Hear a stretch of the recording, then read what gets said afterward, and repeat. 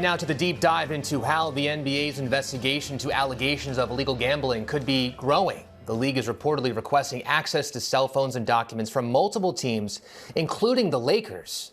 The Lakers have a special interest in this case. Charges were filed against Damon Jones, a former NBA player and LeBron James' former shooting coach. Prosecutors say Jones used his inside information to share team secrets with bettors. Jones pleaded not guilty to multiple conspiracy charges. The NBA's expanded investigation also follows federal charges filed against Terry Rozier, a player, and coach Chauncey Billups. Both have denied the allegations against them. So for more, let's bring in ESPN sports betting reporter David Purdum. So David, thanks for joining us. What do you make of the reports where the NBA is now asking for more cell phones? Yeah, they hired an independent law firm to investigate the allegations that were laid out in that federal indictment that was unsealed in late October. My understanding is that asking for cell phones and to preserve records is kind of standard protocol in these types of investigations. So I think the NBA is just going through its process and trying to stay ahead, make sure there's no more surprises. So with the investigation expanding, is it possible we see more indictments? Oh, absolutely. It's certainly possible to see more indictments, more names could be revealed.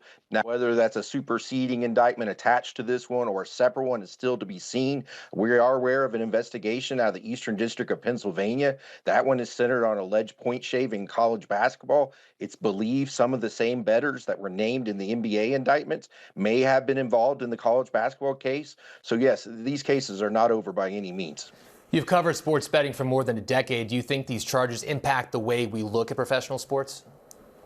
Yes, in the short term, I expect fans will be a little more skeptical that events they're seeing may be compromised for gambling purposes. But in the long term, I think people will kind of move on, settle back in, and realize these are far and few between. If you'll remember, about 18 years ago, an NBA referee admitted to betting on games he officiated.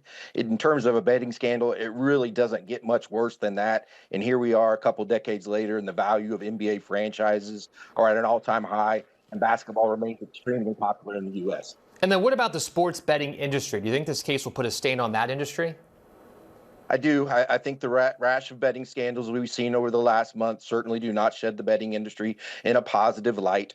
Proponents of the industry are going to say, hey, the visibility that we receive from legalization and regulation is what's allowing us to detect these type of incidents and catch them. If these were happening in an offshore sports book or a corner bookmaker, we may never have seen it. The other side, however, is the way that the betting market has taken shape in the U.S. with these big menus, very expansive, where you can bet on every player and almost every statistic. There's some things people believe that is almost creating incentive to try to compromise things like that, bet types that are vulnerable with big limits. So there's a little bit of positive, little bit of negative with this legalization, and I think that's something the industry wants to figure out. I mean, these alleged mob ties have really captured people's attention. Were you surprised by seeing the mob possibly involved here? No, not surprised with the mob connected to sports betting. Organized crime is always kind of trafficked in the sports betting world. I am, however, super surprised to see that these well-paid athletes are getting wrapped up in these schemes. Now, that's pretty stunning to me that they'd risk their career to allegedly participate in a gambling scheme. David Purdum from ESPN. Thank you. Appreciate it.